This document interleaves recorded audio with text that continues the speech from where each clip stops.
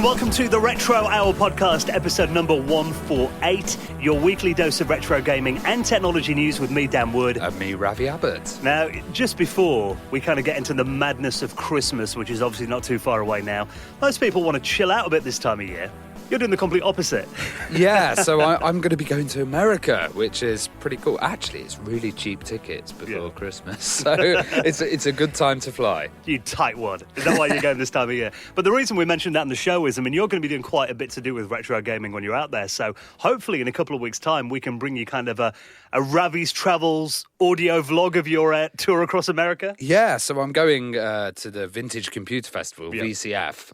They're having like a Christmas dinner party thing, so I'm going along to that so I can film some proper old vintage American machines. In your tuxedo? Yeah, doubt it. In your Sega t-shirt? And I'm also going to a lot of barcades in America because they have all of these arcade kind of drinking places which seem really good. And then I'm going to West Virginia to a tiny town called Hurricane to see the guys who do the Amigos podcast. So we're hooking up with fellow Amigans in America, which is going to be fun. Yeah, because their podcast is really good. I generally watch them because they do YouTube videos like playing Amiga games and talking about the hardware and stuff. And I was watching one the other day. They do like it's kind of like a spin-off kind of show they do as well, and they had a big argument about why Windows sucks and why Linux is that's called Insert This too. They have like all these different shows that spin off it, but they're really nice guys, and they're like, no one ever visits us, so I figured I'm in America, 9 hours drive, that's nothing for Americans, is it? Exactly, it's like the next town, isn't it? Yeah.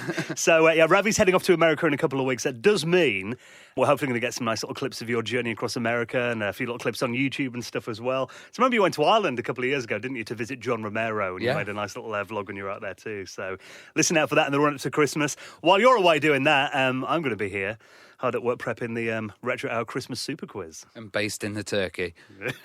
Yeah, a vegetarian. I don't base much turkey, if I'm honest. But yeah, the quiz is coming up again. Based in the nut roast. Doesn't quite have the same ring to it, that, does it? But yeah, we are doing our quiz again before Christmas, so you might need a little bit of downtime before you get stuck into that. What have you now? Lost 2 years in a row? Yeah. I actually saw quite a few of the quiz members today, actually. Right, okay. So, probably preparing behind the scenes. Yeah, so we might swap the teams up a bit this year.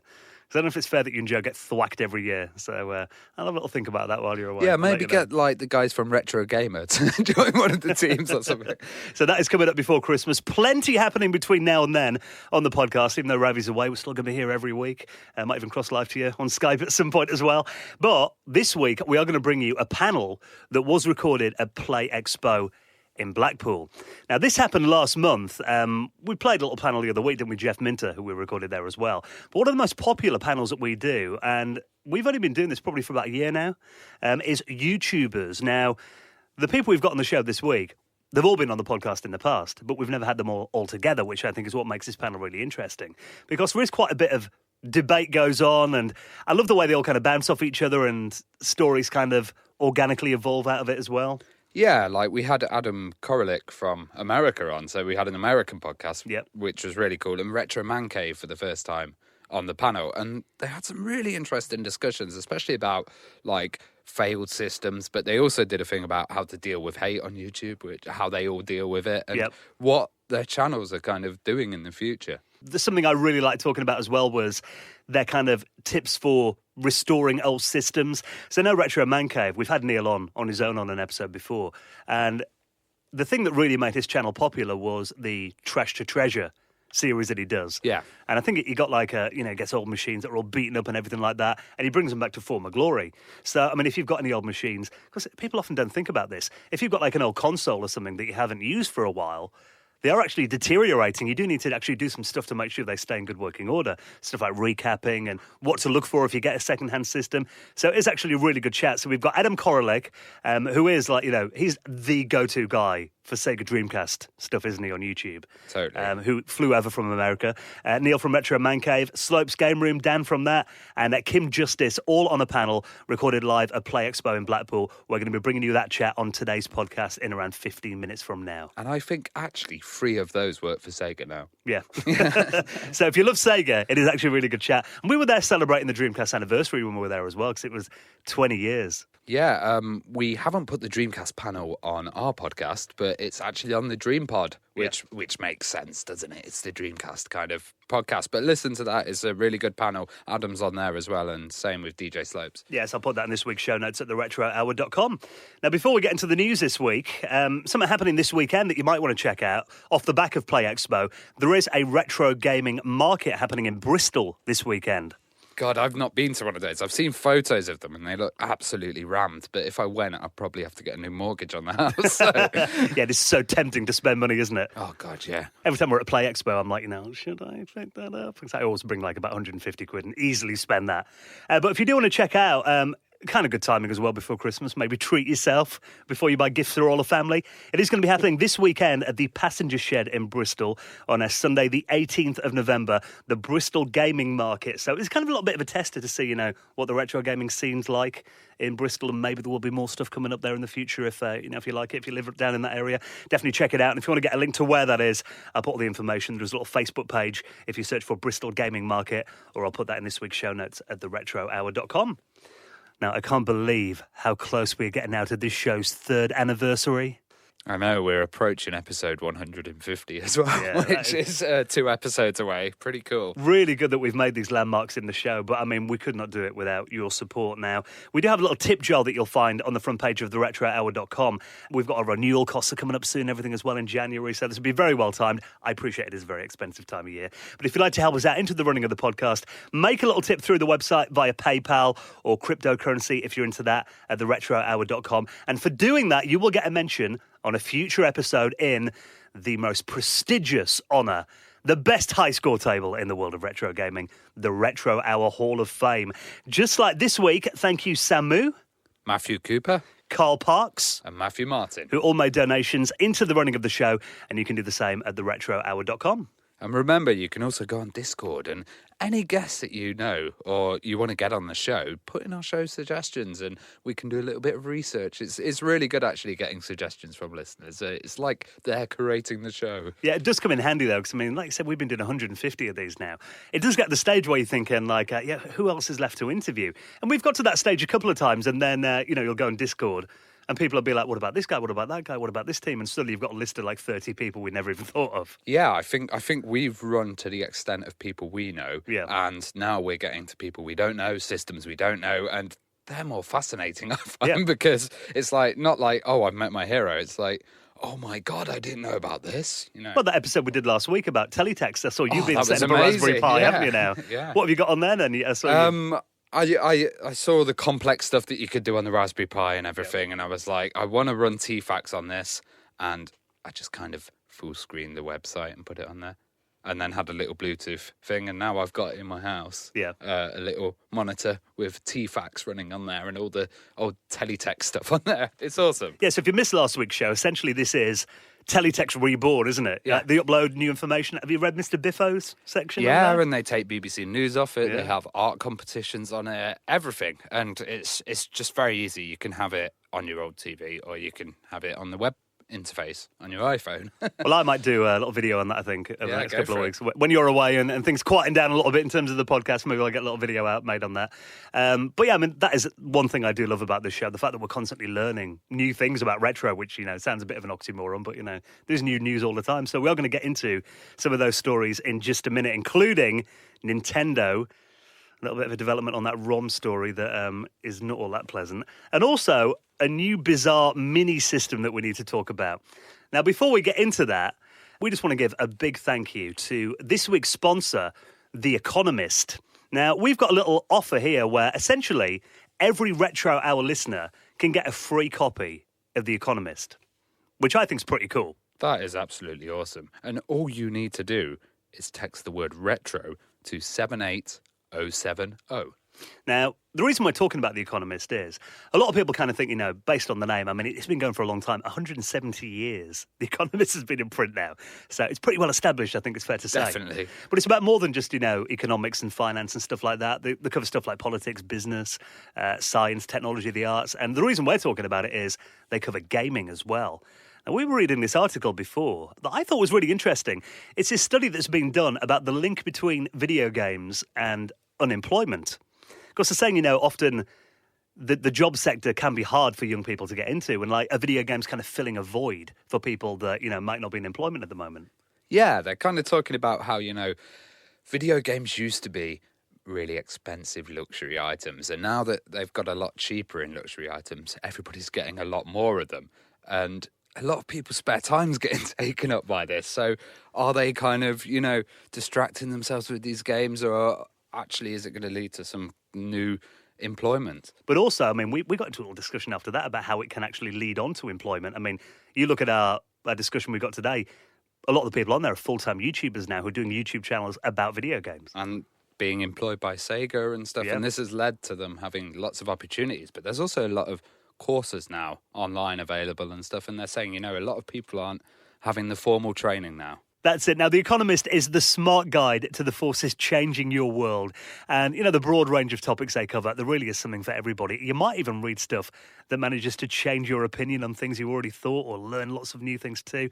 And we'd like you to check it out for yourself. Now, you can get a free print copy of The Economist just by texting the word retro and send it to 78070. And for doing that, you'll be really helping out the podcast as well. So get your free print copy of The Economist today. Text the word retro and send it to 78070. Help out the podcast and get a free copy of The Economist in the post. Everyone's a winner.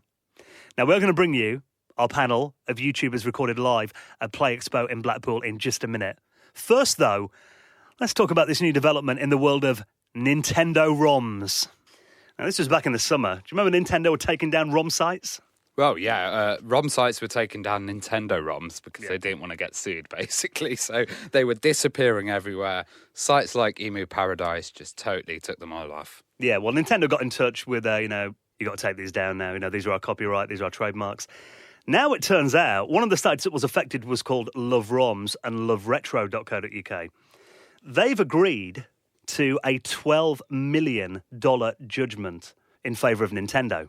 So essentially, Nintendo are claiming $12 million worth of damages because, I mean, it was actually run by a married couple. They've admitted that they were, you know, direct and indirect copyright and trademark infringing Nintendo's IPs.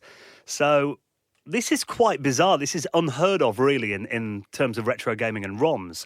They're saying because, you know, they had Nintendo first-party titles up there like Mario Kart and Super Mario and stuff like that. Nintendo's saying, you know, they want $12 million worth of damages.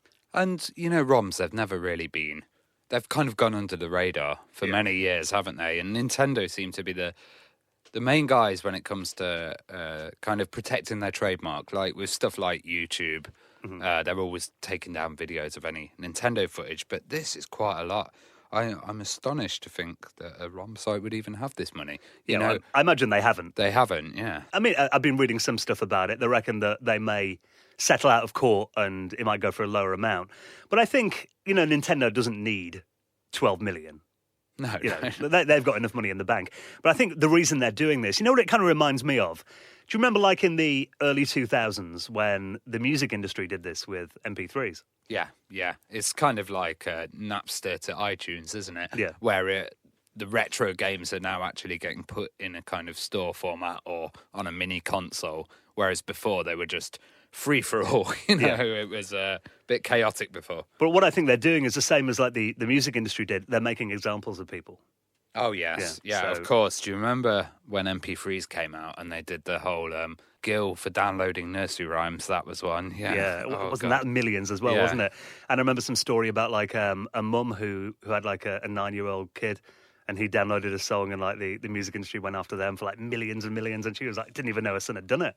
But again, I think it's really, the reason they're doing this is to frighten off every other ROM site from hosting any first-party Nintendo stuff. I think it's going to just drive it underground. And yeah, it's strange because I don't know if they're going to start going after hardware now. Hardware that looks similar to Nintendo stuff, or like those little Raspberry Pi kits or stuff like that. We'll see where it goes.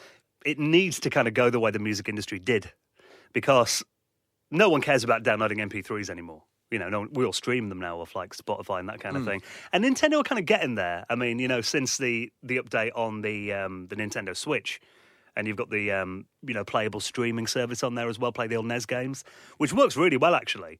I don't know if you've used it. Have you? Have you used the old NES I've games not on there? used it. No, yeah. Well, essentially, you open up the NES emulator, essentially, and you've got like a little wall there with all the games on. You press them, they come straight on. You don't have to download them or anything like that. But there's only about maybe 12 games in there at the moment. Yeah, what they need to do is have some kind of stall. Like, some stall that you can connect to online and then... Yeah, stream everything. Stream everything for 10p a game or something. Because, I mean, what you said then is right. All they're going to do is drive it underground. Yeah. Okay, I might not be able to go to a website and download, Mario Kart on the SNES, but I bet I can find a torrent site with it on in like 5 minutes. Or Usenet in 2 minutes. Yeah, exactly. So that's all you're going to do. People will find different ways if they want to play these games. But the solution to it is make them readily available, make them affordable. I mean, if they were all on there for like, maybe 50 cents or something on the Switch, I wouldn't be bothered to download them. It's like I'm playing them easy enough for like next to nothing or free. But I'd say the real positive thing out of this is that companies are now looking at the retro market when they weren't before. They totally ignored it. They didn't care about their old games. Now they're like, oh, we can make some money. Let's revisit this. There is value in those games that we thought no one cared about. Now, that kind of leads on quite nicely into the next story because, you kind of talked then about the fact that every company seems to be revisiting their past at the moment. We've had mini consoles coming out of our ears recently, haven't we? We've got the Mega Drive Mini coming out next year. The PlayStation Mini is due out next month. Talk of the CDI Mini. Yeah, I don't think that's going to happen. But what about this? A PC Classic Mini console that lets you play DOS games. Don't like the name because PC means personal computer. Yeah. But I think DOS, like MS-DOS machine or MS-DOS Mini, but maybe they wouldn't have Microsoft. Who's actually bringing this out? Well, this is a company called Unit E. Now, they're going to do this as a crowdfunder. All they've done at the moment is released a little video. It's this weird-looking little device. I mean, it doesn't look very big. It looks a bit like, there could be a little ARM-based system in there. Yeah, it doesn't look like a retro tower to me. It looks more like a fan heater or something, Well, I think it's meant to be. I mean, it's in like, I love the comment on here as well, classic chain smoker beige. That's the colour it is. But it is just a tiny little handheld system. It's got like a little fake floppy drive. Looks like a 5 1/4-inch drive, with a little lever on there too. A fan on the front, a couple of USB ports in there too, where I imagine you plug in like a keyboard or... any other kind of classic controller you wanted to, and a power button on the front of it. It's such a big period classic PC. If you think about it, you start with like the really early stuff, beepers and no sound card and CGA graphics, and then you go to like Quake. Yeah. So it's going to be hard to pick what they're going to have on this console, to please a wide-ranging audience. Do you think they're going to have like the Gateway 2000 classic in the future or Michael Dell classic, Well, that's the thing. I mean, PCs have never really been... I mean, first of all, they're not custom hardware. Yeah. And the fact is... It's all third party, isn't it? So, yeah. Yeah, it's all off-the-shelf stuff. So, I mean, they haven't really given any tech specs as to what... I mean, if it's going to emulate a certain architecture, will it kind of cut off at the Pentium or the 386? They have showed... There's a little trailer that's gone up on YouTube this week, and they're going to start crowdfunding it before the end of the year, apparently. There's not any information on price or anything like that, but if you watch the trailer, they reckon it's going to ship with at least 30 pre-installed games, and they do show Doom in the trailer too. Yeah, you can play Doom on your fridge, can't you? Yeah. It's like you play Doom on anything. That's the thing. I think anyone who's interested enough to want to play classic PC games has probably got a PC already. Yeah, you can play these on. Because the thing about PC architecture is you can actually get the original shareware release of Doom and still play it on a modern PC, either via DOSBox or natively sometimes. There, you said it, DOSBox. I reckon that's what this is probably going to be running on as well. Or will it be a little ARM-based thing like a Raspberry Pi with a little emulator? I don't know. We never know, Dan. It could surprise us. It could have amazing features in there. And will it have a sound blaster? That's what you'll ask. Well, the thing about this is, though, I think anyone who was a PC gamer then, especially then, because you had to be quite technically minded. You remember like IRQ, conflicts and all that. They used to have on DOS, which I'm hoping this won't have. But, I mean, the fact that you had to be technically minded to play PC games in the late 80s and 90s probably means that anyone who does still care about it has got the technical know-how to set up a Raspberry Pi running DOSBox or something like that. But then you look in here, there's a few people saying, all right, okay, I might be able to do that myself, but if you give me a little box I can plug into my TV with like, the old LucasArts games on there as well, Ultima, Doom, Hex and Quake, maybe a bit of SimCity, and it's cheap enough, then maybe it would be a cool little solution. long as the games are good on it. That's the thing, isn't it? It depends whether they can license them or not, but it does kind of prove that, this mini thing's going a bit insane now, isn't it? It's gone too far. I want maxis. I want big ones back. Well, this kind of follows on nicely from that. I mean, we did talk about the Mega Drive Mini coming out as well. Sega have been reapplying for some of their lapsed console trademarks in Japan. Oh. So it turns out, I mean, we knew the Mega Drive Mini was coming next year, but also they've re-registered the Sega Saturn Dreamcast patents as well, and trademarks for the controllers on each too. Now, they've actually put applications in showing the diagrams of them and everything too. So some people have been speculating, does that mean Sega are going to be doing some like kind of re-released Saturn or Dreamcast hardware or something related to that? Yeah, I'm not sure. I don't feel that the appeal for the Saturn Mini would be that big, but like the Dreamcast Mini, maybe a later Sega console they might make, or have you seen the recent kind of Switch that was modded with the Dreamcast 2 kind of logos? No, I didn't see that. Stuff. What was that? Someone's actually made a fake Dreamcast full 2? modded version, and some people were like, "This is appalling." Sega on a Nintendo console, but there's always rumours of a Dreamcast 2, isn't there, in development? And it will. I'll put my hand down here and say that it will never happen. No, we're never going to get a Dreamcast 2. I keep hope somewhere in my heart. It's like, yes, come on. I mean, as much as the community would love it, I don't think Sega will ever do it. Yeah. I mean, the fact that though they hopefully are going to be doing this Mega Drive console themselves next year is kind of, it's the first entry into the hardware market, the first console they've made since the Dreamcast. So they're dipping the toe back into hardware. But I just hope it's not more minis. Well, that's it. I mean, that's the only thing this could be if it is going to be actual consoles. I can't see them putting out a full-size Sega Saturn or a Dreamcast at any point in the next couple of years. Well, there's been some pretty cool developments. Like they've had Dreamcast wireless controllers that started coming out commercially and stuff. So I don't know if they put these patents in, how that's going to affect the other stuff. Well, some people are saying, I mean, there's quite a lot of people are getting very excited, saying stuff like, they're definitely going to bring out a Dreamcast too. Which even if they did, I can't imagine that it would look like the original or have the same controller.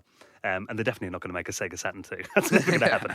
But I think number one, these trademarks have kind of lapsed, so they're just re-registering them so someone else can't get them, which might make sense. But also, I mean, I've seen some other people talking about the fact that there is a big market, especially in Japan, for merchandise. So, bags that look like Mega Drives and little wallets and that kind of thing that they might want to slap the logo on or something like that, which, as unexciting as it sounds, I think that's probably quite likely. That's what it's going to be, isn't it? So, a pair of pants, isn't it? You'd love a pair of Sega Saturn and boxer shorts, wouldn't you, Ravi? A Sega Saturn thong. So, if that does happen, we'll of course let you know. Ravi will model it for you. Never. No one will do that. We'll keep an eye on that story and everything else we've talked about. You can check them all out at theretrohour.com. Now, before we get into our YouTubers panel recorded live at Play Expo, we don't just talk about gaming on this show. We do talk about fascinating technology as well. And in terms of tech, the history of tech, there's not much more interesting things out there than travelling to the moon. Now, I've always been a bit of a space geek. Oh, I've totally been a space geek. Have you seen any of the recent movies about space, Gravity? Yeah, that was really good. But this is real life. So what we're talking about here is a restoration of the Apollo AGC unit that was on Apollo 11.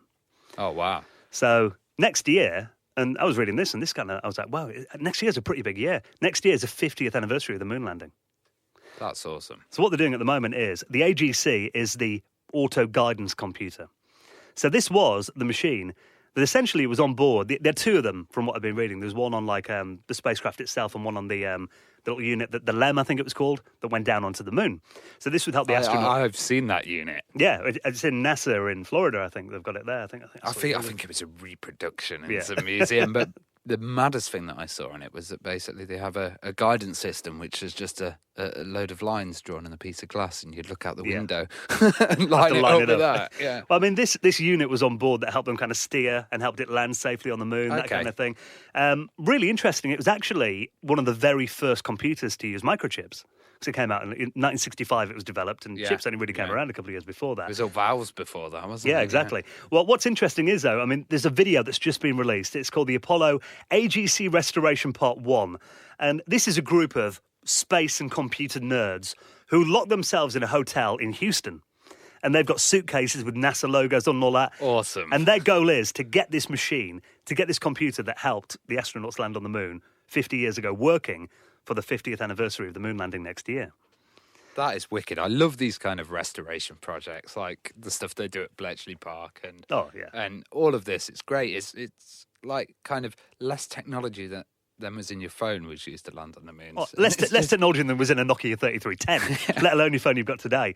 But I mean, they even tell a story of how they got hold of this, and it was a guy called Mike Stewart, who is a space engineer, and he worked at NASA for a while, and he was walking through their kind of vaults one day, and he saw a load of boxes marked like Apollo 11. He went, "Oh, so what's all that stuff?" Looked in it, and it was all the stuff that they used to get to the moon. Just all the spare bits. And he bought it off NASA. Wow. And he's had it sitting around for a couple of decades. And now they're going to get it working again. So, I mean, there is actually, I didn't know this, but there's a guy who's helping them who made an emulator of the AGC. So if you want to run it on your computer at home and emulate it, you can.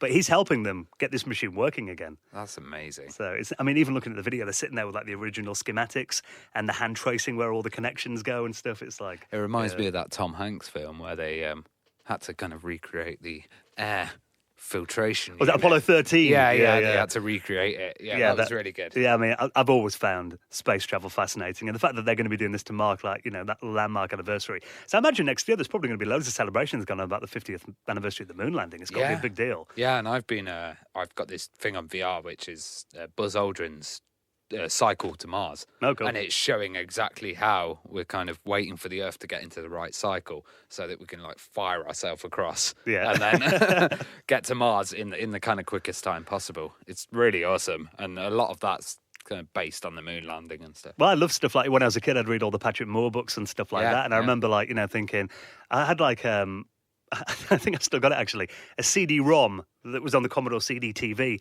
NASA's 25th anniversary, and it shows the story of the Apollo missions and the early kind of... I thought we'd be in space already. That is exactly what I was going to say. I thought, wow, by the time I'm growing up, I'm going to be able to go to the moon for a weekend. Come on, Branson. Yeah, I'm never going to be able to afford that in my lifetime, even if it does become readily available. But the closest I'll probably get is emulating this thing on my computer at home. But if you want to watch a video, and it's only part one, I imagine it's going to be quite a process getting it up and running. But, it is so nerdy, but it's so interesting. Awesome. So if you want to check the video out, I'll put that and everything else we talked about at theretrohour.com. Now, before we get into our panel recorded live at Play Expo in Blackpool, our YouTubers panel, it's a quick reminder, of course, if you do listen on any podcast clients, please do keep your reviews coming in. Our Facebook page as well, we've got some lovely reviews on there. Yeah. And, I mean, it really does mean a lot to us because it helps us get in the charts, helps us get in front of new people, and 2019 is going to be the year for this show. Totally. Like last week, we reached number 10 in the charts. It was a new chart, wasn't it? On gaming. Yeah, because we've entered a new category, which is gaming overall. And we had one comment, which was, everybody's talking about Red Dead Redemption 2. You're talking about teletext. That's great. Yeah, Bamboozle. I'd play that any day over Red Dead Redemption 2, which I haven't got yet, but I thought we could. So, please do keep your reviews and your ratings and all that coming in, and retweets. It all helps get the show out there in front of people. That will be massively appreciated. Right, then let's get into this panel. So interesting, featuring some of our favourite retro gaming YouTubers, recorded live at Play Expo in Blackpool. Now, our panel that we've got here, we've actually had everybody here on our podcast in the past, so it's actually great to meet them in person again and be able to bring them to you here at Play Expo in Blackpool. So we'll start with you, Adam. Just do us a quick introduction for people that might not be aware of what your channel's about. Give us a bit of a description. All right. Well, I'm your token American guest. So I do videos on my own channel, Adam Koralik, a lot of retro video games, of course, and that's what I've worked with them for. I also I work on 3 other channels as well. One called Game Society Pimps, which is a lot of gameplay comedy. Blame Society Films, which does short films, beer and board games, Chad Vader, if anybody remembers that. And then Machinima. I do a lot of stuff with them, if people remember them as well. Yeah, I am Kim Justice. I do various documentaries on game companies from the past, mainly focused on stuff like the Amiga, the Spectrum, a bit of Mega Drive and PlayStation. I chat to the old farts who did all these things. Being an old fart myself, it's all good, we have all that in common. And yeah, that's me pretty much. I stream, I occasionally do really weird videos that absolutely nobody gets about 13th century faith healers and things like that. Yeah, that's me. Dan? Yep. Hi guys, I am Daniel Ibbotson, aka DJ Slope from Slope's Game Room. I am most known for my Complete History series, where I look into the complete history on particular franchises, everything from Streets of Rage, Golden Axe, House of the Dead is coming up. Should have been this weekend. I run out of time. because I'm here. And I also do the Kick Scammer series, which is risen in popularity incredibly on my channel, where I look at very obscure Kickstarter stories. That raises... it's a crazy series, and I get a lot of backlash off that one. So yeah, I do that too. Hello, my name's Neil. I'm a retro man, and I have a cave, which is why my channel's called Retro Man Cave. I like to explore computer history in the cave, revisit the occasional old game. We occasionally have a live stream, and some of the live stream crew are here, Mr. Dalton over there. And my viewers are affectionately known as cave dwellers, so if any are here, hello, cave dwellers. Well, when you're making a YouTube channel, usually there's kind of one video that blows up when you really start thinking about, I'm going to start taking this seriously. Do you have a point when this happened? No. Good stuff. Yeah, I do. Very first video I ever did, essentially. I sat on the first video for such a long time, the story of Roland. Annoyingly, if you look back, it's no longer my first video. I got flagged by the BBC, annoyingly, because I used a news clip without getting permission, blah, blah, blah. And I've re-uploaded it now. You'll be able to find it. But it's, I made it, and I sat on it for quite a while, and I kept changing my voice. I kept trying to be a very, not you, but a very typical American YouTuber. Trying to be a bit wacky and make it look like I'm only interested because it's a bad game, What was it like? What's your accent on that? Is it like, do you take a credit card? No, I tried to be Beetlejuice, essentially. I was like, hey, how's it going? And that's generally how and I was going to be animated as well. So I redid this first video, and that's what I did. I basically did that video. I went over to the Retro Gamer, as in the magazine, in the forums. I was very naughty. I posted it in the area that you're not supposed to post it into. Sat there, no reply. Sat there, no reply. And the next day I woke up and there was 2 pages of people giving me thumbs up. So for me, obviously nowadays that wouldn't be a blown up video, but back then that was a big blow up compared to other channels that I was seeing, and I was like, oh my God, I'm going to do this. I'm going to do this for real. And literally from that very first video, I decided I wanted to be a YouTuber. What about you, Neil? What was the video that really blew up for you? Amiga 500, easily. It was this time last year, actually, last October. I was fairly new. I've been a YouTubing for about 18 months or so. And I started this Trash to Treasure series where I took a beaten-up old Amiga 500 and tried to restore it back as good as new, if possible. And I think I put episode 2 of that series out, and it was the only video I put out that month, and I got 400,000 views that month, which for a growing channel, small channel, was very good. But I didn't realize it at the time. I thought, this YouTube business, this is easy. 400,000 views with one video a month, and I've never had that many views again in a month. So it was a bit of a crash back down to reality when I realized that wasn't the norm. But it was the Amiga 500 for me, for sure. Well, Kim, everyone's been talking about your latest video Yes. about sensible software. Tell us a bit about that then, and how you got to making that with John Hare, 'cause it's like 2.5 hours, isn't it? Well, it's kind of, my own YouTube journey, I've been doing it for 6 years now, and it just kind of started as a hobby, and there's been gradual things going up. So, another video, gets a big rise. First it was like silly top 20s, and then I did a video on ocean software. That was kind of what convinced me to go full time. And since then I've been doing documentaries on computer houses, and they've been getting more and more in depth. And the actual process of getting in touch with John Hare actually started going to events like this, because obviously you've got all sorts of gaming legends. You've got your John Hares, you've got your Jim Bagleys, Jeff Minters, Oliver Twins, who all come along. And so, we'd got chatting last year in Manchester, and he was like, oh, yeah, we should do something at some point, because he's fairly local to where I am. We're both Essex folk. And so, eventually, after a few more months, it finally started coming to pass. It was like, right, this is kind of how I want to take the documentaries now. And you all know John, how generous he is of his time. And, he give him a microphone, give him something to talk into. He will talk for ages. So end up with this 2.5 hour long interview. And with something like sensible software, there is so much ground to cover in how important they were. So it's like, even as long as that video was, and I'm not generally known for short videos anyway, and people are saying nothing could have been cut out of that, really.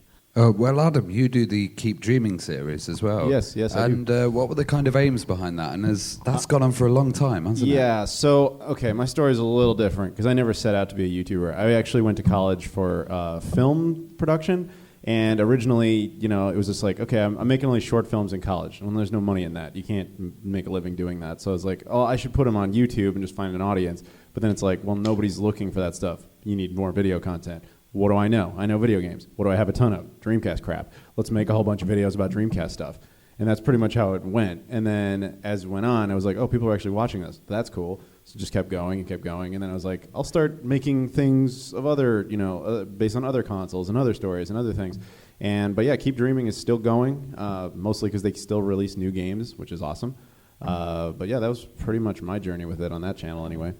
And if you look at your channel, you actually do these in-depth kind of reviews of different generations of consoles as well. I mean, did you set out to do all of them, or did they just get that popular? No, all right. So, a few years ago, after the 7th gen consoles, or sorry, the 8th gen consoles had come out, so Xbox One, Wii U, PS4, I thought it would be kind of cool to do videos just talking about the previous ones, the Wii, the Xbox 360, PS3, what it was like, whatever. It was going to be a one-off. That was it. I wasn't going to do anything else. And then people were like, you should do the next one. And I was like, all right. So I did all the 6th gen stuff, and all the 5th gen, and then 4th gen, and 3rd gen, 2nd gen. So I just have 1st gen left, but the problem with that is it's all Pong clones. So it's not that interesting, at least from the American perspective. Well, also, Slopes, you basically had some people comment on your videos that were actually part of the subject of the video. So how have you kind of replied to them, and have you had any interesting interactions with people? Yeah. So I don't know how many people in here have seen the latest video I've done about Bob's game. Yeah, anyone? Yeah. So, for the people that haven't, I did. That was a Kickstarter series, a Kickstarter special that I did. There's a lot of ones that happen on video games, but this is probably one of the more interesting ones. I'll give you a little insight on it as well, which is really quite disgusting. But anyway, so Bob's game is about this guy that went crazy creating a game for 5 years, 15,000 hours making this game, isolated himself in his room because Nintendo wouldn't reply to his messages about making it into an official Nintendo DS game. He started losing his mind, he smashed up his room, and it essentially turned into the whole thing was fake. But he'd done it as a big marketing way to try and get people to talk about his game, which was good. A lot of people were, but obviously it really wound up Nintendo because he was focusing on how evil Miyamoto was, and so it was really quite crazy. So I did this whole video talking about him and explaining this whole story.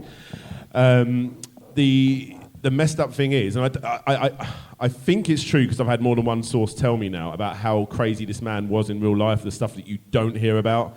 So here's a few things that are quite disgusting. I'm not laughing because it's nice, it's horrible. So to work with him, apparently this guy, Bob, firstly he would go ballistic, as you can imagine. He would stop people, like anyone that wanted to work with him, he'd stop them and go, no, I'm the person that's going to do this, and I'm the person. And then everyone that ever worked with him, he would never be able to work in a team. He'd always cut them off, and he'd be the only person. And the craziest thing I have heard now, from 2 different sources, is the fact that he actually also killed his cat because the cat was annoying him while he was making his game. He literally suffocated the thing. So this guy is... I thought he was a bit of a troubled soul, a bit funny, but no, he's actually quite evil. So there you go. There's something. I'm never going to make a follow-up to that video because of the stuff I've heard is too mental for my channel. So follow on from that one. Have you ever heard of Temple OS? Yeah, I've definitely heard of Temple OS. Everyone's asking me to do Temple OS. Didn't he die recently, though, Terry Davis? He died. If anyone doesn't know, yeah, he's dead. Really? He was walking a train track, and they don't know if it was on purpose or if it was an accident. But yeah, Does anyone here know what Temple OS is? Yeah, I was going to ask. Anyone heard of it? It's an operating system wasn't he schizophrenic? Yes. And he made it. It was his gateway to God, wasn't it? And yeah. He wanted to talk to God. God told him to make this operating system, but he went so far into it that he had to actually make his own programming language, so his own version of C++, essentially. But it went down to the exact point of it was his way of speaking to God through his own operating system. It was his portal, essentially. There was wasn't there. There's one of the applications on it. It's basically he clicks the button and God apparently comes up with random phrases. Yes. But the guy obviously believes what he's doing. He's schizophrenic. He's dead now. And I'm going to do a video on it. And what I'll tell you guys, the way I create my videos is I try and do it in a storyline basis. So especially when I'm focused on a particular person, you may not like the guy in the first place, which is what I'm aiming to do in this, because he's an incredible racist. He'll call people N-words all the way through his live streams, all that sort of stuff. But he's actually a very nice person, and he's not being offensive. It's just what he thinks in his mind. You know, he's not saying it as a negative slur. It's just, you know, that sort of thing. It's very, very crazy stuff, and I want to do this video and then flip it round, and then people to understand what this person was really like in real life. So that's something that's coming up. Well, Neil, you do Trash to Treasure series as well, which is Speaking of crazy people, Neil, tell us about this.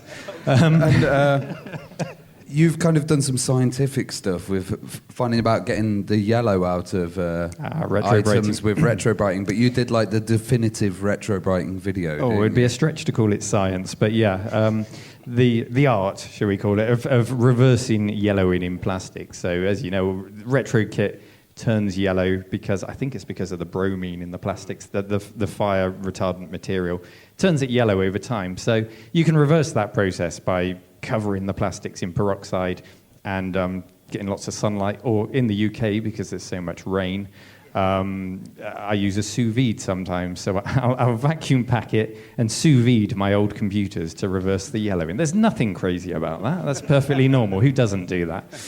And yeah, it's quite successful.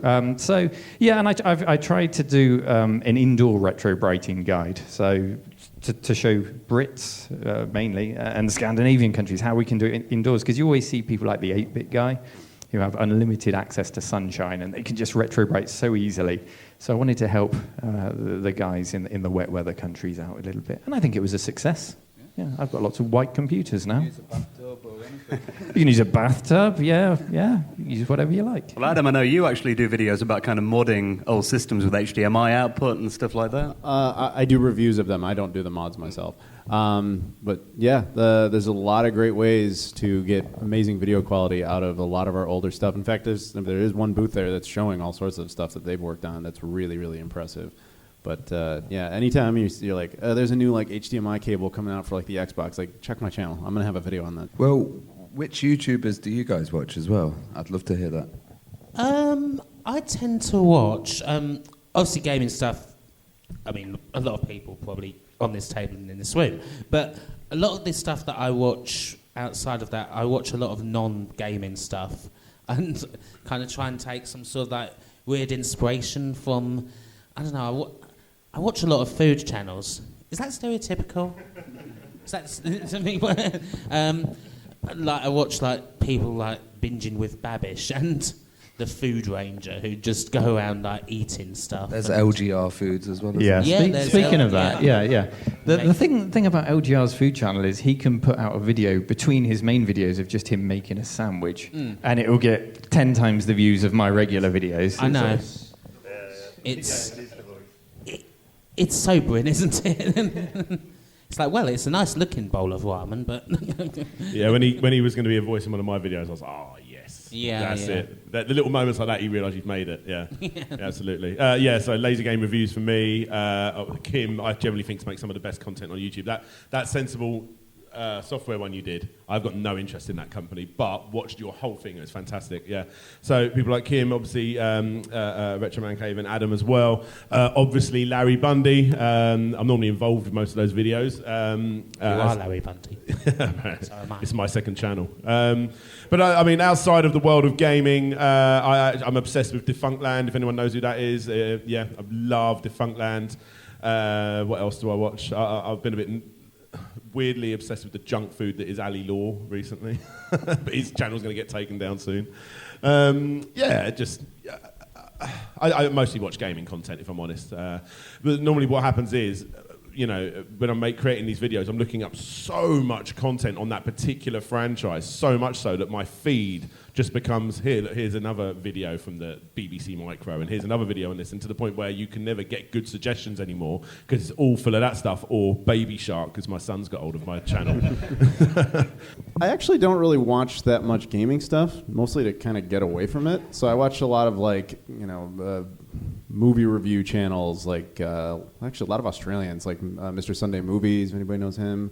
A lot of stuff like that, but also partially, I used to watch a lot more actual gaming content, like from people like the Gaming Historian and Norm. But the problem is, I'm like friends with a lot of those guys now, so it's like almost weird I know, I'm sure you guys won't really agree with that, but you should still watch us even though you've met us. But that becomes a problem. Like, you start getting to know them too well, and you're like, oh, I don't really, whatever. I'll go talk to them about it when I see them. I look at people like Larry's videos completely different now that I know the guy, and I suppose it's the same. Yeah. Does anyone else find that if you watch too much of like gaming content, especially from someone you consume too much of that, like you kind of end up taking and almost copying their style, like copying their like quirks almost? I mean, not intentionally. I do get that. I mean, I'm working on a script. I'm getting lots of interviews together to do my version of Defunctland on Sega World in Trocadero. I want to do the whole history of the Trocadero Centre in London and basically spend the majority of it looking at Sega World, obviously, but like what it's become now and what it was beforehand. And I can't help but, as I'm getting all of this information together, almost make it as my version of Defunctland, which obviously I don't want to do, but at the same time I'm more than happy to. I mean, you get inspiration from so many different places. I watched this, nothing to do with gaming whatsoever, but I got really into this this podcast and YouTube channel called the Rotoscopers, and the way that they treat their audience and stuff was a real big inspiration for me. And you do get this inspiration for your channel from the weirdest of places. Yeah, absolutely. That's. Mm-hmm. Where you now? Well, the people who I'm a patron to, I don't miss. So Kim, Dr. Andrew Armstrong from the Back Office Show, who are Clint, of course, at Lazy Game Reviews. More and more I've been binging on Oliver Harper, speaking of movie reviews, Oliver Harper's movie reviews. And he joined us recently in the cave where we did a live stream with the Amiga. And it was a stream of Amiga movie games, so it was good to have a real movie critic there to critique the games and to tell us how close they were to the movies. And of course, well, we all know how movie game adaptations go. It rarely goes well. But it was a good stream. It was good fun. And YouTube's best-kept secret, less than 100 subscribers. Take out your phones and subscribe to Derek Findas. Yes. He's you know him. He's a Scotsman. He's based in Dundee. It's presented like an archive of old VHS videotapes of a man who's obsessed with the ZX Spectrum and will kill you if you mention the Commodore 64. And it's brilliant. It'll give you the best 5 minutes of entertainment every Sunday night. Derek, D-E-R-E-K, space, Findas, F-I-N-D-A-S. I second that. An amazing... It's so funny. You guys ever watch a guy called Drugger One? You seen him? He's great. He's this guy. He puts a camera on and he'll like install Windows ME for an hour, and it always goes wrong. Everything he does, where he put a solid state drive in like an old Mac, and he just does it all live. Everything goes wrong that could possibly go wrong. Yeah. He's really good. Have you seen on Twitch? So there's a guy who just permanently streams a hard disk defragmenting. That's it, 24/7. Brilliant entertainment. There's loads of people like that. I mean, even like Novabug. Loads of people out here know Novabug is, but he does those live streams where he like literally loads up Amstrad cassettes live.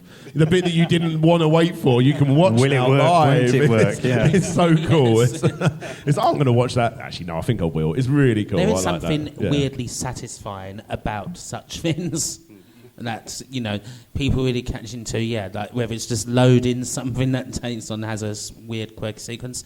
I guess it's like, because you get things like, people do a lot like slow motion stuff these days, and it's like slow motion of a complete mundane thing, like, I don't know, slow motion bottle flip.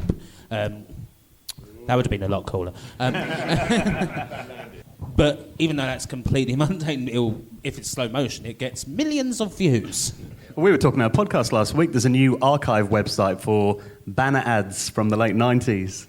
Some guys actually archived them all on a website. If you ever missed those, adverts from Gator or wherever it used to be, or Bonsai Buddy and stuff like that, he's put them all together on a website. Do you remember when you could be paid to click on banners? Yeah. Yeah. When I was at uni, I used to try and make enough beer money just by clicking on banners all evening. It worked sometimes. I've always wished there was someone that saved the emails, from the days when I first logged on my Dreamcast. I used to get the weekly emails. I'd love to see that. That's so niche, but I'd love that. I actually got through the post. I've never seen a picture on it. I've tried to Google image it in so many forums. I've never found it again. But because I bought my Dreamcast right on the launch, I actually got this little bit of card through the post that was in the shape of a spaceship.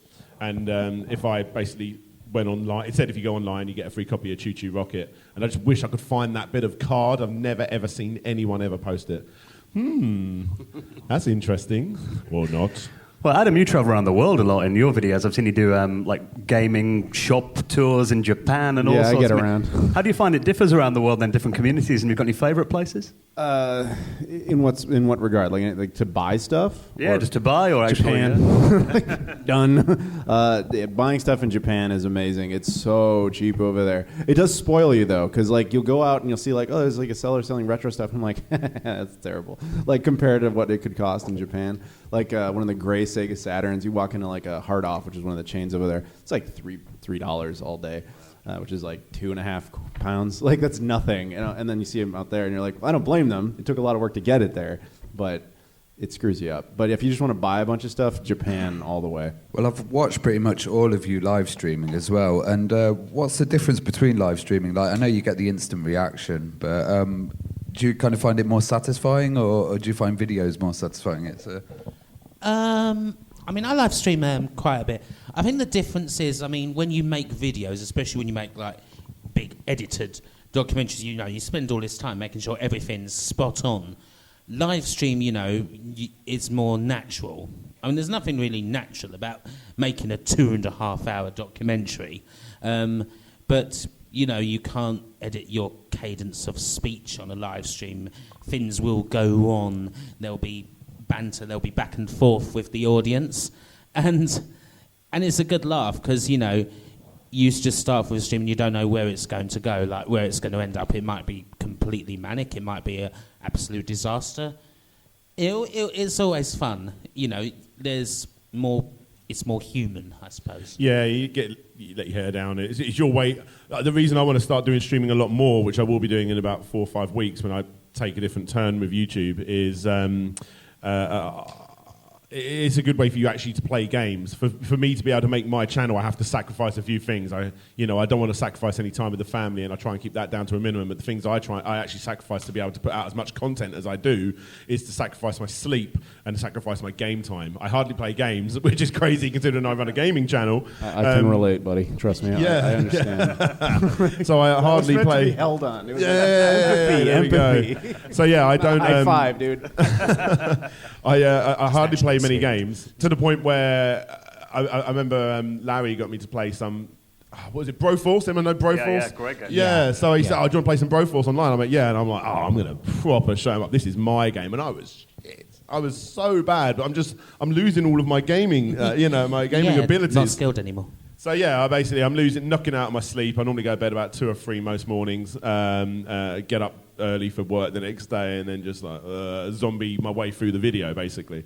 Live stream is a perfect way for me to be able to just chill out and actually play some video games. I'm not doing it naturally. I don't commentate in my own bedroom on my own, but still, it's my way of playing video games. I live stream, so I have friends. I genuinely work and basically live in a cave. It is a basement office with no windows, and I work in there Monday to Friday, and if I don't live stream, I don't see anyone. So my live streams are more of an event. I make it monthly, and I invite 4 or 5 people around, try and get a guest like Oliver Harper. The previously mentioned Derek Findas is coming in end of November, maybe December, to do a Christmas live stream. So. Oh, and Ravi, yeah. Ravi can come do an Amiga one. And Dan's talking about coming to do a Mega Drive with a twist. We're talking Pioneer Laser Active and a Sega Terra Drive, which is like a 286 PC mixed with a Mega Drive. So a bit of a twist on the Mega Drive. So yeah, I tried to make it more of an event rather than just me streaming games. And I think it works. Yeah, you even have adverts included. You make your own adverts, and you do them in a 80s style as well, which is pretty cool. It's tailored to the stream. So with the movie stream, we did make some fake movie trailers featuring Gary, who's one of the patrons, and Trevor the Tortoise, who's the channel mascot. He's a tortoise with an attitude. He's a cheetah tortoise joystick, who I just reviewed one day. Somebody decided to give him AI and put him in the Discord server. He abused everyone in every room, and we had to contain him in a room called Trevor's Cage. So you can still go and be abused by Trevor if you want to, but he's contained now, so it's safe. Anyway, yes. Yeah. You've essentially made like a grindhouse cinema, haven't you? In your room, you've like the trailers for films that actually aren't the real films in between your streams. Yeah. When it comes to streaming, for me, On one of my other channels, we stream gameplay 3 times a week, twice on Twitch, once on YouTube, YouTube being more of an event. So on my channel, I kind of want to get away from streaming actual gameplay. So I'll sit there and do Q&As. The last one I did was actually at Sega London's headquarters, which was really cool. But before that, I would do one like every month. I really overdo. I need to do another. And my all-time record was 7 hours of just sitting there taking questions. By the end, I thought I was a Smurf. Like it was like I'd lost my mind. But still, it was fun. I like doing that. It's a great just do the audience participation thing. I mean, it's basically you're just sitting there talking like forever, but it feels very gratifying to know these people are still sitting there 7 hours later being like, yes, I have another question. It's just cool. It does become kind of a regular thing as well. I mean, I've done kind of long streams like that as well, but and who knows, watch them, that usually involves old gaming TV shows and lots of drink. I mean, I had to kind of stop doing that because, my doctor wasn't really happy with me because of that. It was really funny because I watched some of your streams and you stay up way longer than I do. And when I wake up in the morning, I'll quickly just check the last 10 minutes of your stream just to see how messy you get right near the end. I think, was it my birthday stream last year? I think I went on for about 9 hours. Yeah, and it was about 4 in the morning, and I'm literally just there going. It was just before the Heroes of Wrestling video. And I was like, oh, right, this brilliant video's coming, and, you can't wait to see it. It's, I fucking love you guys, and all that sort of thing. It's amazing. It's just like, yeah. I've seen Kim streaming when I'm getting up for work at 4 or 5 a.m. sometimes. When I see you pop up as well on Christmas Day, Kim is streaming, I'm like, come on, fair play. I think, I always stream on Christmas Day. I actually kind of think that's important because, not to be too serious for the moment, but a lot of people are alone on Christmas Day. So I always stream on that day. Oh, good old Always. Kim. Good old Kim. If you want to know the real Kim Justice, watch her play GTA and see the way she speaks to the citizens of San Andreas. While running them over and shooting them. Let's talk a bit about your collections. I mean, when you did those retrospectives, Adam, you had pretty much every system in front of you. So how big is your game collection, console collection? Big.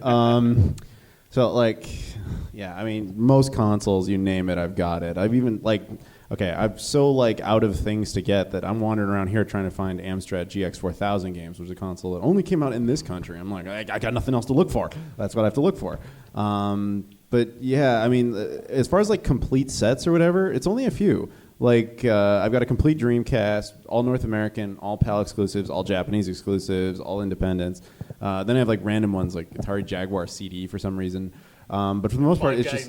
it's 13. It's more, and for some reason, it has an independent scene that actively still makes games for it. I was literally at Portland Retro Game Expo last week, and I go to Atari Age's booth, and they have a whole bunch of Jaguar CD games. I'm like, who is buying this? It's like, dude, I own a Jaguar CD, and even I'm not doing that. But still, mad respect for somebody who cares enough to do that. That's just badass. Especially because so many of those systems don't even work anymore. There was less than 10,000 units ever shipped. I have one. It works. But yeah, I have a lot of crap. Do you have contacts in different countries to help you with your collections? Yeah, but these days I just go there myself. I just show up. What's your collection? Not really that much of a collection. I dabble in smaller collections. I might collect things on a theme. I'm a big fan of the Fire Pro Wrestling series of games, so I kind of make it if there's there you go. So I want to collect all the Fire Pro games because that's more manageable than me trying to collect a full set of a machine. I don't have the space for that. There's too many other things. I genuinely envy you. Seriously. It's a curse. But then if I had more space, I'd probably go down that route. I sadly sold the hardcore majority of my collection. The only collection that I still have from originally owning it is my Dreamcast collection, which isn't enormous, maybe 120, 30 odd games, which I know is still pretty big to the average person, but that's probably the best that I have. I sold all my Mega Drive games to get a few extra controllers for my Dreamcast. I sold my GameCube and Saturn collection 2 or 3 years ago, but the only reason I've done that is because I live in a place right now. I edit in the living room right next to where my wife watches the crap that she watches in Strictly Come Dancing or whatever it is next to me. And I just never, ever played these games. And sometimes, I want to go make the Echo the Dolphin video. I went out and bought that game, and I own it. Oh my God, I own it twice. Now I own it 3 times, So I started to forget what I owned, and I sold the hardcore majority of my content. But I am about to move, and like you say, if you had the space, I am about to have the space, so I do see the collection starting to hit hard. I think I'm going to start going for the Japanese Mega Drives collection. Buy them in Japan, telling you. Just do it. Also, I'm really interested in the, if anyone doesn't know, I've really recently discovered this. I'm quite interested in trying to collect the PAL Asian Mega Drive games. If you check out the box art for that, it's beautiful. It's like a mix match of all of the different, it's got like the Genesis logo, the Japanese MD above it, but all around a PAL-looking case. It's beautiful. I want to try and collect those. And there's not that many. It looks like maybe a doable thing to do. My collection is mostly systems rather than games, but I really want to get more into the game collecting. The games I've got are a huge mishmash of whatever's come with the systems when I bought them. But I really want to sort of break that down because it's a rabbit hole. If you say I'm going to collect games, it can go on forever. So I want to break it down. I want to collect Psygnosis games because I love that Roger Dean artwork on those games. Sierra games, LucasArts games, all those great PC big box games and Amiga big box games. So I'm going to try and start collecting games, So are all you guys millionaires then? Because when you hear about YouTube, people always think you're earning amazing amounts of money. No.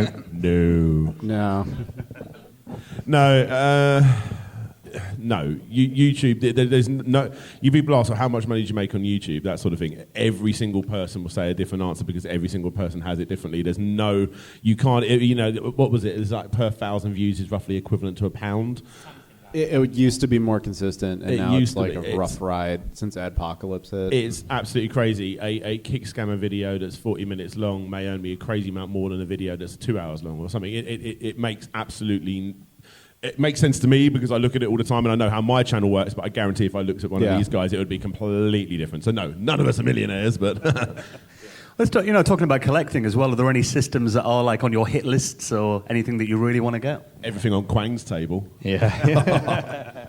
I just missed out. Just a quick 15 grand, wouldn't you? Yeah. I just missed out this week. I've been making a documentary on the Atari 2600 because I want to look more at consoles and, not just do the usual covering a console. I want to look at the similarities between the consoles and the computers. So, for example, Jay Miner worked on the 2600 on the TIA chip and then went on to do other Atari home computers and the Amiga, of course. Where were we going with this? What was the question? Things I want to collect. So looking at the 2600, a lot of people think that's the first console, but actually you had the Fairchild Channel F before that, which was the first console with programmable and changeable ROM cartridges. And a CPU, and before that you had the Magnavox Odyssey and all those Pong games that Adam loves so much from the 1970s. So, but yeah, I just missed out. There was a Fairchild Channel F on eBay this week for 50 quid or best offer, and I thought, I put in a cheeky £25 offer and then work up from there. And he said, no, sold, and it was gone to someone else, and I missed out on the first, proper cartridge-based consoles. So I need to learn my lesson and just cough up the full price, I think. I'm all the way down to the point where I need an FM Towns Marty. Anybody even know what that is? Yeah, well, there's one out there. But that's it's just a random, obscure Japanese console. Its only claim to fame is it's the first 5th generation machine. That's about it.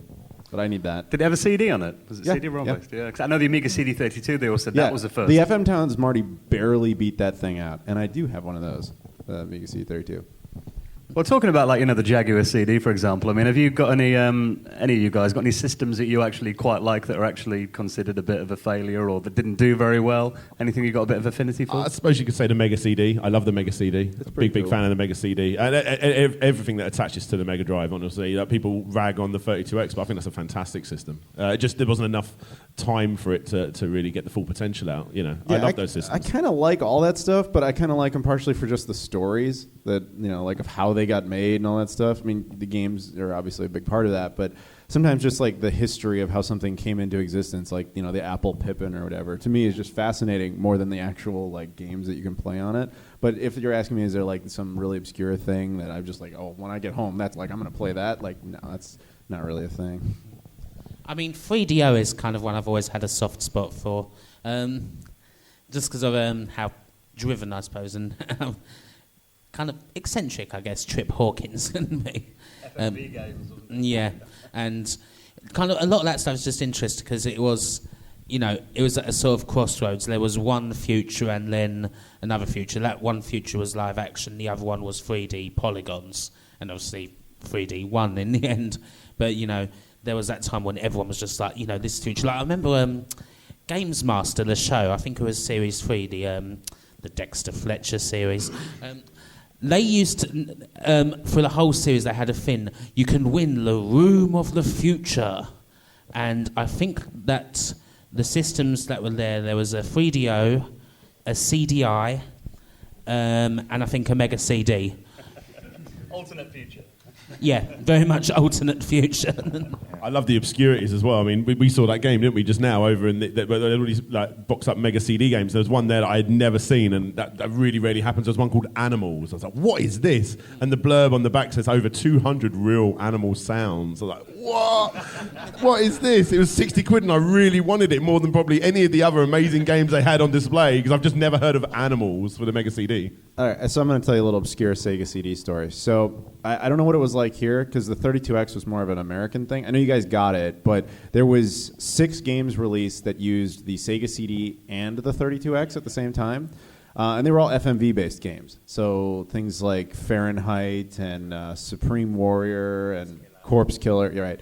So of those 5, I don't know which were released here. Of the 6, we got 5 of them.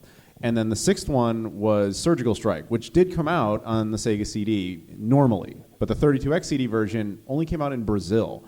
And it was super obscure to the point where people didn't believe it was real.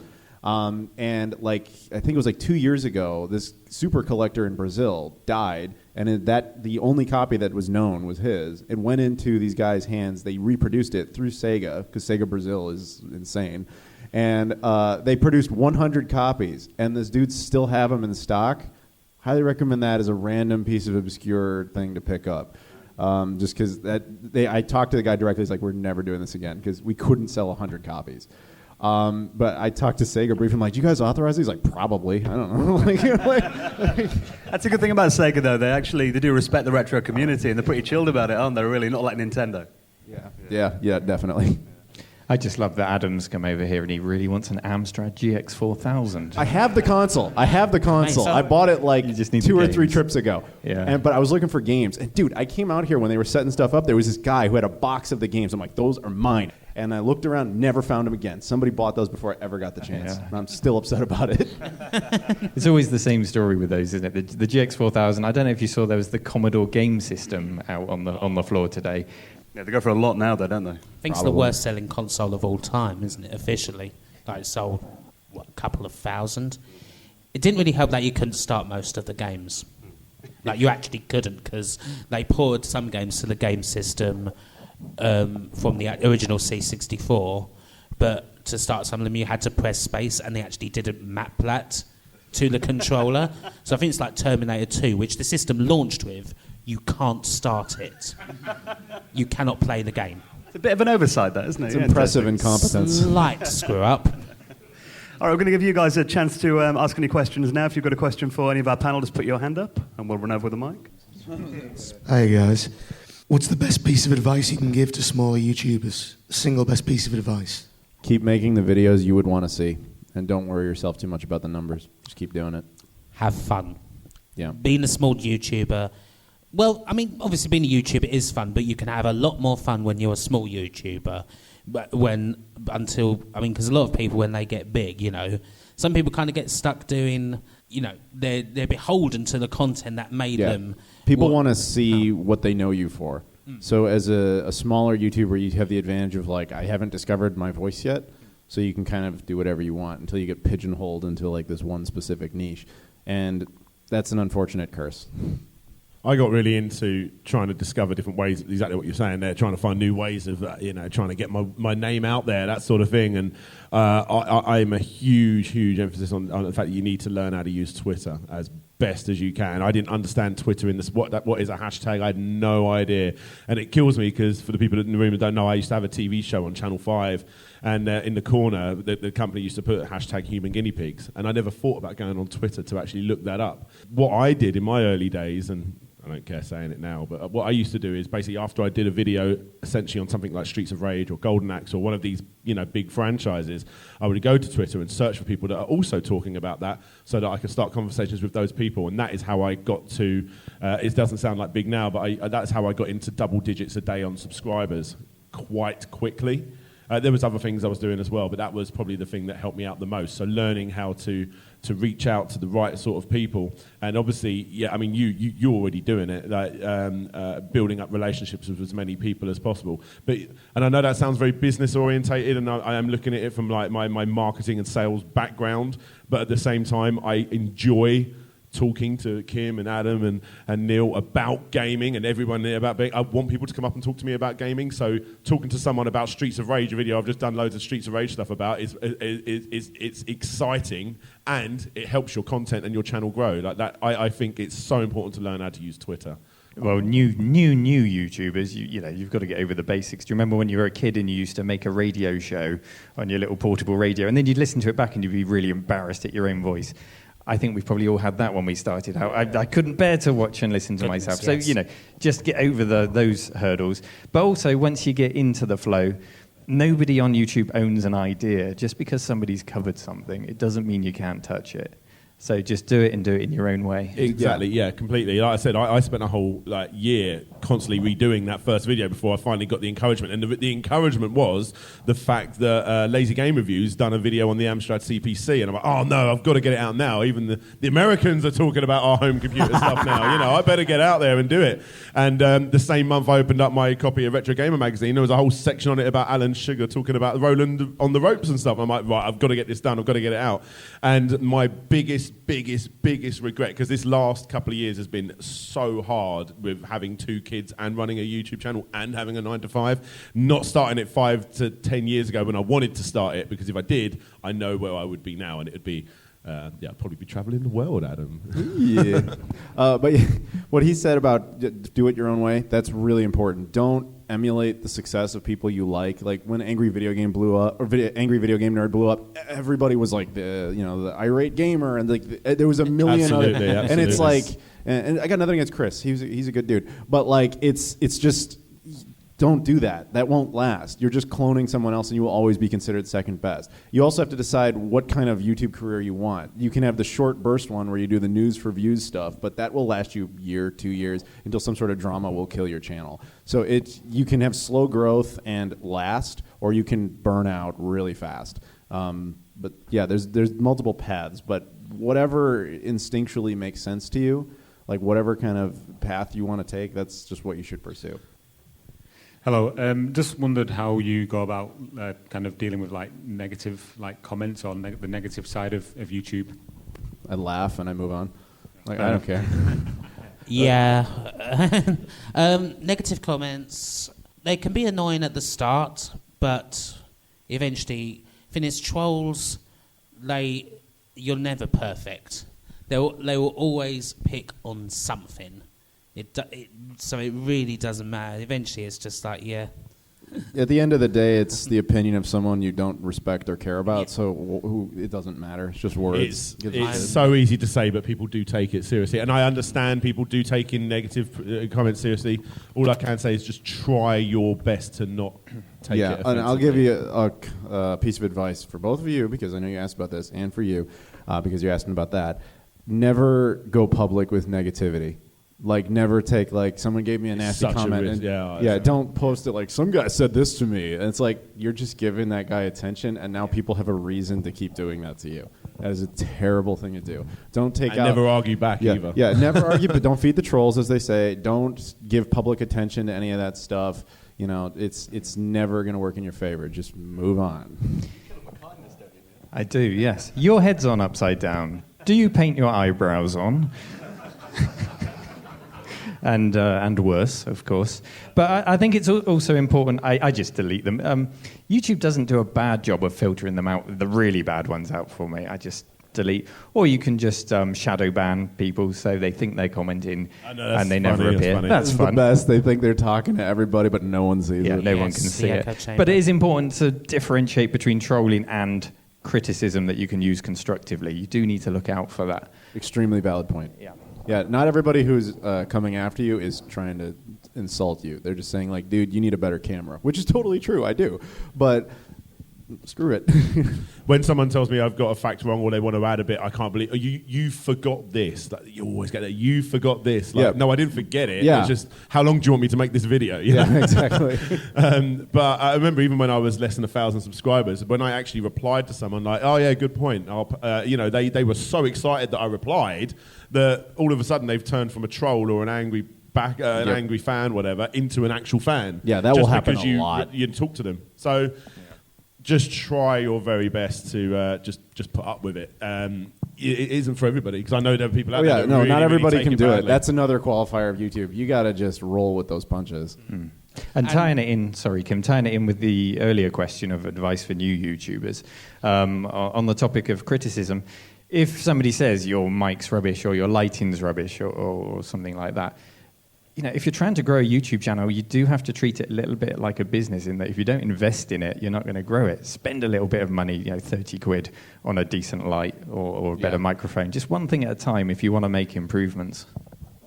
So I've got two questions. Firstly, for the whole panel, what has been the most personally fulfilling moment of your YouTube careers thus far? And this one's for Daniel. Will you look at Godzilla video games? So the Godzilla video games thing, there was a guy that commented on every single one of my videos for probably, he's calmed down a little bit recently, but probably for 2 years? Will you look at Godzilla video games, exclamation mark about 50 times, every single video, to the point where I upload it, a second later he would be there. So no, I'm not going to. Although I was, he also got obsessed with Terminator, Robocop versus Terminator, so one day when I do that, I'm going to dedicate it to him. And what was the other question? Oh, personal fulfilling moment. Oh, I'm having trouble. As a YouTuber, I'll let someone else take because I can't remember. My most personal fulfilling moments have always been like when the subjects of the documentaries and videos that I've made have come to me and said, that was fantastic work, because, no one knows better than the people who were there, the people I'm talking about. And so when you had someone like... I've had someone like David Pleasance today saying that to me over the course of this weekend. John Hare as well came to me after the Sensi video and said, that's the best video work I've ever seen anyone do on Sensi. That's like, that means a hell of a lot. But also personal fulfillment, to go off, of course, to be a bit more personal, I mean, I'm obviously transgender, and the things that I cover on my channel aren't obviously necessarily about that. But I know that through doing what I do is just being out there and doing my own personal stuff rather than just being a channel that talks about those issues, which a lot are, to actually just do stuff on the things that interest me is what excites me. And when I hear that people have been inspired by that, and to do the same thing, that also is very fulfilling personally.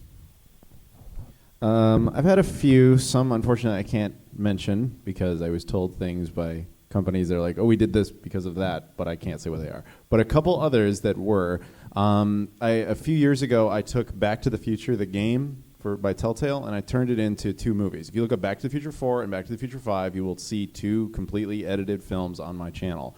It was a hell of a lot of work. But I thought, at first I thought maybe Telltale was going to come after me, whatever.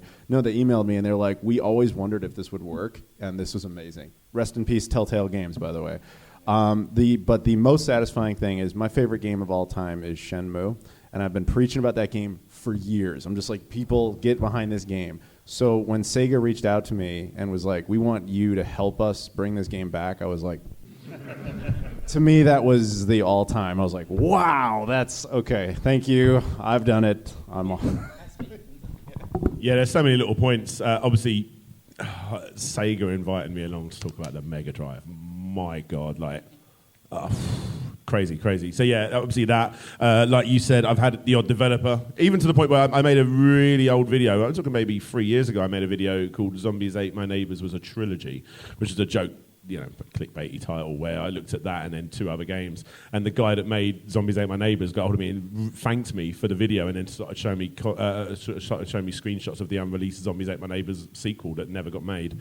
And just seeing something like that, that's insane. And then I also had it when I did my Crash Bandicoot video. I had someone that worked on Crash to Insanity started showing me all this concept art, and he goes, we'll have to do a video together and I can show you all of the crazy stuff that never ended up being in Crash to Insanity. I'm like, yeah, and it took so bloody long, and then Game Hut come along and done the video before me.